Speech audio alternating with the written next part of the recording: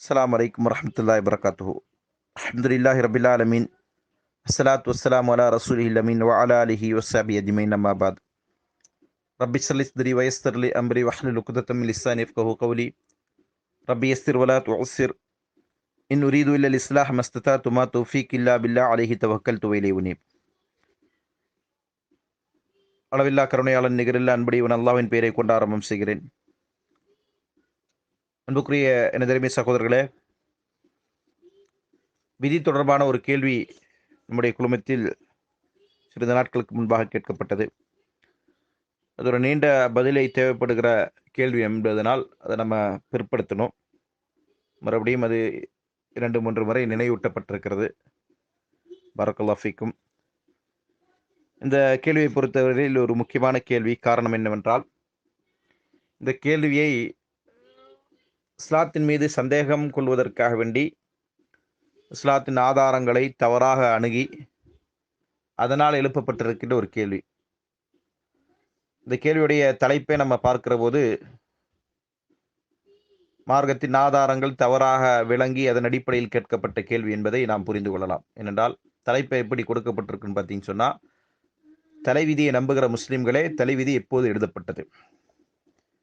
இப்ப இதுல தலைவிதி தொடர்பான கேள்வியை கேட்டுவிட்டு, பிறகு முதலாவது ஆதாரம் 50,000 ஆண்டுகளுக்கு முன்பா என்கிற ஒரு செய்தி, ஒரு கேள்வியை கேட்கிறாங்க, துணை கேள்வியா. அப்ப இதுல இருந்து சொல்லப்பட்டிருக்கின்ற ஆதாரங்களை அவர்கள் சரியாக விளங்கவில்லை. விளங்காமல் தான் இது போன்ற ஒரு குதர்க்கமான கேள்வியை முன்வைத்திருக்கிறார்கள் என்பது நம்மால் எளிதாக புரிந்து கொள்ள முடிகிறது. என்ன காரணம்னு சொன்னா, அல்லாஹ் விதியை எழுதினது என்று சொன்னால், விதி என்பது ஒட்டுமொத்த பிரபஞ்சத்திற்குமான விதி, படைப்புகளுக்குமான விதி. அதில் மனிதனும் அடங்குவான், மனிதன் அல்லாத உயிரினங்களும் அடங்கும், உயிரற்றவைகளும் அடங்கும். இப்ப எல்லாவற்றை பற்றியுமான விதியை அல்லாஹ் தஆலா எழுதியிருக்கிறார். இந்த விதியை குறித்து இஸ்லாம் சொல்லுகின்ற நம்பிக்கை என்னவென்று சொன்னால், முதலாவது விதியை குறித்த படித்தரத்தை நாம பார்க்கணும். இஸ்லாமிய ஷரியாவில் விதி என்பது 4 படித்தரங்களை கொண்டதாக இருக்கிறது. முதலாவது படித்தரம், அல்லாஹ் தஆலா எல்லாவற்றையும் முழுமையாக சூழ்ந்தறியக்கூடியவனாக இருக்கிறான்.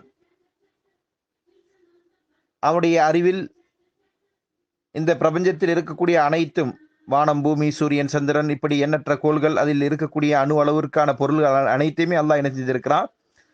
இவற்றை குறித்த முழுமையான ஞானமுடையவனாக, அவை அனைத்தையும் சூழ்ந்தறியக்கூடியவனாக அல்லாஹ் இருக்கிறான் என்கிற அந்த நம்பிக்கை.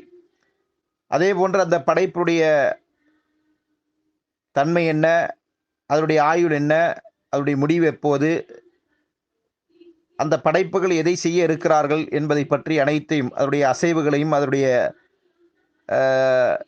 ஓய்வுகளையும், அதனுடைய ரகசியங்களையும், வெளிப்படையானவற்றையும் எல்லாவற்றையும் அறிந்தவனாக யார் இருக்கிறான்? அல்லாஹ் இருக்கிறான் என்பதை நாம் நம்பிக்கை கொள்ள வேண்டும்.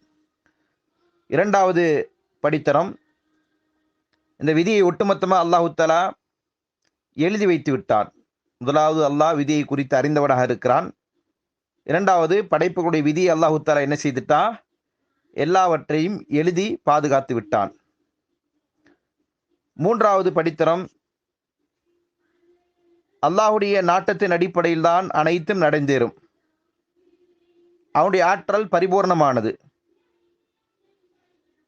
உலகத்திலே எது நடந்தாலும், நடந்தது, நடக்க இருக்கிறது, இனிமே அல்லது நடந்து கொண்டிருக்கிறது அனைத்துமே அல்லாஹ் என்ன செஞ்சிருக்கிறான்? அல்லாஹ் அறிந்தவன். அவனுடைய நாட்டத்திற்கு கீழே தான் எல்லாமே நடந்து கொண்டிருக்கிறது என்று நம்ப வேண்டும். நான்காவதாக, அல்லாஹ் தன் நாடியவற்றை படைக்கக்கூடியவனாக இருக்கிறான். வானங்களிலும் பூமியிலும் இன்ன அண்ட சராசரங்களிலும் தன் நாடியவற்றை படைக்கக்கூடியவனாக இருக்கிறான். படைப்பும் அவருடைய நாட்டத்தின் கீழ் நடந்து கொண்டிருக்கிறது என்கிற இந்த 4 படித்தரத்தின் அடிப்படையில் நாம் என்ன செய்யணும்? விதியை குறித்து நாம் நம்பிக்கை கொள்ள வேண்டும். இது குறித்து எண்ணற்ற ஆதாரங்கள் நமக்கு அல் குர்ஆனிலும் சுன்னாவிலும் இருக்கிறது. அது குறித்து விரிவாக பார்க்கிற ஒரு பாடத்திலே நாம் என்ன செய்வோம்? அதை பற்றிய விளக்கத்தை சொல்ல இருக்கிறோம் இன்ஷா அல்லாஹ். இப்போது நம்ம கேள்விக்கு வருவோம். கேள்வி என்ன என்று சொன்னால், விதி 50,000 வருடங்களுக்கு முன்பாக எழுதப்பட்டதா, அல்லது வானத்தையும் பூமியையும் படைத்த பின் எழுதப்பட்டதா, அல்லது 40 ஆண்டுகளுக்கு முன்னர் விதி எழுதினானா, கருவில் இருக்கும்போது எழுதினானா என்கிற ஒரு கேள்வி. அதாவது இதிலிருந்து 4 கேள்வி என்ன செஞ்சிருக்கிறாங்க, துணை கேள்வியாக அந்த தலைவிதி என்ற தலைப்பை இடப்பட்டு அதில் பின்னர் கேட்கப்பட்டிருக்கிறது. இப்போ இதிலிருந்து நாம் என்ன உணர்றோம் அப்படி சொன்னா, இந்த கேள்வி கேட்டவர்களுக்கு இந்த ஆதாரங்கள் ஒன்றுக்கொன்று முரண்படுவது போன்று தெரிகிறது என்கிற வாதத்தை தான் அவங்க வந்து முன்வைக்க வராங்க. அதனிலிருந்து தான் இந்த கேள்வி வருது. சரிங்களா? இப்போ இதில் குரானிலும் சுன்னாவிலும் சொல்லக்கூடிய அந்த கதரை பற்றிய, தக்தீரை பற்றிய, விதியை பற்றிய சரியான அடிப்படை என்ன சொன்னா, இவங்க 4 தான் கொடுத்துருக்கிறாங்க. நம்ம இன்னும் எக்ஸ்ட்ரா ஒன்று தரோம், 5 இருக்கு. அதில் முதலாவது பிரபஞ்சத்திற்கான ஒட்டுமொத்த விதி. ஒட்டுமொத்த பிரபஞ்சத்திற்கும் அல்லாஹு தஆலா விதியை என்ன செஞ்சிட்டான், அல்லாஹ் படைத்த போதே அதற்குரிய விதியை அல்லாஹ் நிர்ணயித்து விட்டான். படைப்புகளை படைப்பதற்கு முன்பாகவே அதனுடைய விதிகளை அல்லாஹு தஆலா எழுதிவிட்டான். அதான் முதலாவது ஆதாரம். கதபல்லாஹு மகாதிரல் ஹலாயிக்கு கபல யஹ்லுக ஸமாவாத்தி வல்லர்ல பி 50 அல்ஃபி ஸனா. வானங்களையும் பூமியையும் படைப்பதற்கு 50,000 வருடங்களுக்கு முன்பாகவே அல்லாஹு தஆலா பிரபஞ்சத்தின் விதியை எழுதிவிட்டான். அந்த எழுதப்பட்ட விதி லவ்ஹுல் மஹ்ஃபூஸ் என்று சொல்லக்கூடிய ஏட்டில் அல்லாஹு தஆலா என்ன செய்கிறான், பதிய வைத்திருக்கிறான். இரண்டாவது, அல்லாஹ் வந்து ஆதம் அலைஹிஸ்ஸலாம் அவர்களை படைப்பதற்கு 40 ஆண்டுகளுக்கு முன்பாக, ஆதம் அலைஹிஸ்ஸலாம் அவருடைய படைப்பை பற்றி சொல்லுகிற செய்தியில தான் வந்து 40 ஆண்டுகளுக்கு முன்பாக ஆதம் அலைஹிஸ்ஸலாம் அவர்கள் சொன்னார்கள், என்னை படைப்பதற்கு 40 வருடங்களுக்கு முன்பாகவே என்ன செஞ்சுட்டான், என்னுடைய விதியை எழுதிட்டான் என்றால் ஆதம் அலைஹிஸ்ஸலாம் அவர்கள் சொல்லுவாங்க. அப்ப அந்த செய்தியை எடுத்துவிட்டு என்ன செய்றாங்க, இது 40 வருடங்களுக்கு முன்பாக எழுதப்பட்டதா என்று கேட்கிறார்கள். ஆதம் அலைஹிஸ்ஸலாம் அவர்கள் படைக்கப்பட்டதும் பிரபஞ்சம் படைக்கப்பட்டதற்குமான கால இடைவெளி நமக்கு தெரியாது. அப்படியானால் அல்லாஹ் லவ்ஹுல் மஹ்ஃபூஸ் என்கிற ஏட்டில் எழுதின விதி ஆதம் அலைஹிஸ்ஸலாம் அவர்கள் படைக்கப்படுவதற்கு முன்பாக எழுதப்பட்ட விதி என்பதில் மாற்று கருத்து இல்லை. அப்ப அந்த விதி 40 ஆண்டுகள் என்று ஆதம் அலைஹிஸ்ஸலாம் அவர்கள் குறிப்பிட்டு சொல்கிறார்கள். அந்த 40 ஆண்டு என்பது நம்முடைய உலகத்தின் கணக்கின் அடிப்படையிலா அல்லது அல்லாஹ்வுடைய கணக்கின் அடிப்படையிலா என்று நமக்கு திட்டவட்டமாக தெரியாது. அப்படியானால் அந்த செய்தி எந்த விதத்திலுமே முரண்படவில்லை. மூன்றாவது ஒரு கேள்வி என்னன்னு சொன்னா, கருவில் இருக்கிற போது ஒவ்வொரு குழந்தைக்குமான விதி எழுதப்படுகிறது என்கிற ஒரு ஆதாரத்தை என்ன செஞ்சிருக்கிறாங்க, எடுத்து காட்டி இருக்கிறாங்க. அப்ப கருவில் இருக்கிற போது அந்த விதி எழுதப்படுதா என்று கேள்வி கேட்கிறாங்க. இதுல இதை எப்படி நம்ம புரிந்து கொள்ளணும் அப்படி சொன்னா, அல்லாஹு தஆலா படைப்புகளுடைய விதி அனைத்தையுமே லவ்ஹுல் மஹ்ஃபூஸ் என்கிற ஏட்ல ஆரம்பமா எழுதி விட்டான். அதன் பின்னர் அந்த எழுதப்பட்ட ஏட்டில், அதுதான் அதனுடைய மூலம், அந்த மூல பதிவேட்டில் எழுதப்பட்டிருக்கின்ற அடிப்படையில் நிகழக்கூடிய காரியங்களை ஒவ்வொரு கட்டத்திலும் அது எப்படி நிகழும் என்பதை அல்லாஹு தஆலா நினைச்சான், அந்த விதியிலிருந்து நடத்தி கொண்டிருக்கிறான். அந்த விதியை உலகத்திற்கு என்ன செய்யறான் அல்லாஹு தஆலா, அதிலிருந்து நக்கல் செய்யறான், அதாவது அதிலிருந்து காப்பி எடுத்து அனுப்புறான். உதாரணமா நம்ம சொல்லணும்னா, ஒரு அலுவலகத்தில் அல்லது ஒரு நிறுவனத்தில் ஒரு மெயின் கம்ப்யூட்டர்னு இருக்கும். அந்த மெயின் கம்ப்யூட்டரில் அவங்களுடைய எல்லா விதமான டேட்டாவும் இருக்கும். அதே நேரத்தில் அந்த நிறுவனத்தில் வேறு பல கம்ப்யூட்டர்கள் இருக்கும். அந்த கம்ப்யூட்டரில் என்ன செய்யப்படும், தேவையான விஷயங்களை இந்த மெயின் கம்ப்யூட்டர்லேருந்து என்ன செய்வாங்க, நம்ம பென் டிரைவ்லையோ ஒரு ஹார்ட் டிஸ்க்லையோ அல்லது மெமரி கார்டுலையோ நம்ம காப்பி பண்ணிவிட்டு அதை கொண்டு போய் அதில் நம்ம பொருத்துவோம். அந்த சின்ன வேற ஏதாவது சப் கம்ப்யூட்டராக இருக்கக்கூடிய அந்த கம்ப்யூட்டரில் கொண்டு போய் வைப்போம். இப்போ அது போன்ற ஒரு வேலையைத்தான் என்ன செய்யப்படுது, லவ்ஹுல் மஹ்ஃபூஸில் இருக்கக்கூடிய விதியிலிருந்து கருவில் இருக்கக்கூடிய விதியில் என்ன செய்யப்படுது, மாற்றி எழுதப்படுது. அங்கே இருக்கக்கூடிய விஷயங்கள் இங்கே என்ன செய்யப்படுது, இறக்கி இந்த மனிதனுடைய தலையில் எழுதப்படுது. இதுதான் தலைவிதி.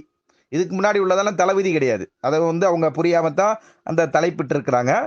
அப்ப தலைவிதி என்பது ஒவ்வொரு மனிதனுடைய சம்பந்தம் அல்லது படைப்புகள் சம்பந்தமான உயிரினங்கள் சம்பந்தப்பட்ட விஷயத்துல, பிரபஞ்சத்திற்கான விதி என்பது அது தனி. அப்ப அல்லாஹு தஆலா லவ்ஹுல் மஹ்ஃபூஸ் என்கிற ஏட்ல எழுதி இருக்கிறது வந்து பிரபஞ்சத்திற்கான விதி, ஒட்டுமொத்த படைப்புகளுக்கான விதியைத்தான் அல்லாஹு தஆலா என்ன செஞ்சிருக்கிறான், அந்த ஏட்டில் எழுதியிருக்கிறான். அந்த எழுதப்பட்ட விதியைத்தான் என்ன செய்யப்படுது, பூமிக்கு கொண்டு வந்து கருவில் இருக்கக்கூடிய அந்த குழந்தைக்கு பொருத்தப்படுகிறது.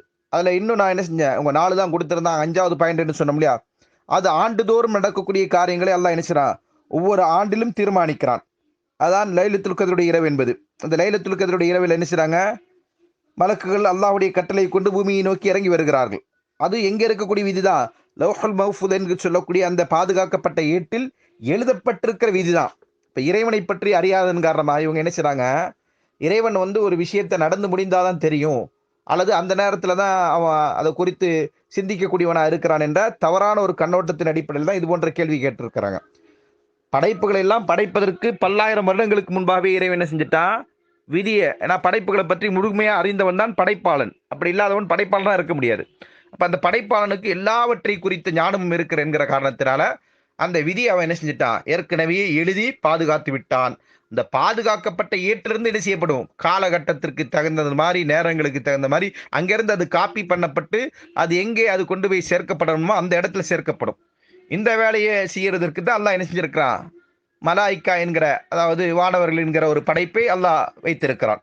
அப்ப அந்த படைப்புடைய வேலையாகத்தான் என்ன செய்யப்பட்டிருக்கு, கருவில் இருக்கக்கூடிய குழந்தைக்கு அந்த விதியை கொண்டு போய் அங்கிருந்து எழுத வேண்டியது. அது கூட என்ன செய்யப்படுது, ஒவ்வொரு கட்டத்திலும் அதற்கு அந்த ஹதீஸிலே தெளிவாக சொல்லப்பட்டிருக்கும்.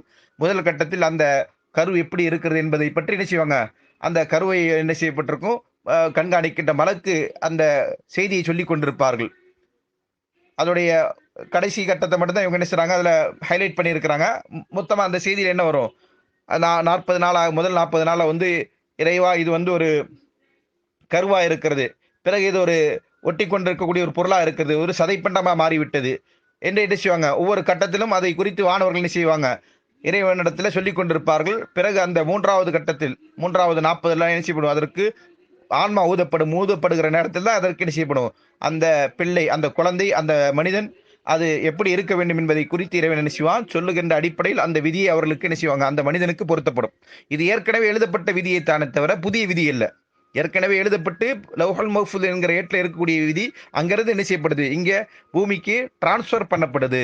அது அங்கிருந்து என்ன செய்யறது, இடமாற்றம் செய்யப்படுது என்பதை தாண்டி வேறொன்றும் இல்லை. அதனால இந்த ஆதாரங்கள் எதுவுமே ஒன்றுக்கொன்று முரண்படக்கூடியதல்ல. பார்க்கக்கூடிய பார்வையில் கோளாறு அல்லது அவங்களுடைய சந்தேக எண்ணத்தினால இது போன்ற ஒரு எண்ணங்கள் அவர்களுக்கு எழுகிறதே தவிர அந்த ஆதாரங்கள் மிக தெளிவாக இருக்கிறது. தலைவிதி என்பது கருவின் எழுதப்படுகிற விதிதான். அதற்கு முன்னாடி உள்ளது பிரபஞ்சத்தினுடைய விதி. அதை பொறுத்தவரையில் இறைவனை செஞ்சிருக்கிறான், மிக நேர்த்தியாக திட்டமிட்டு அதை படைத்திருக்கிறான் என்பதுதான் இதனுடைய உண்மை.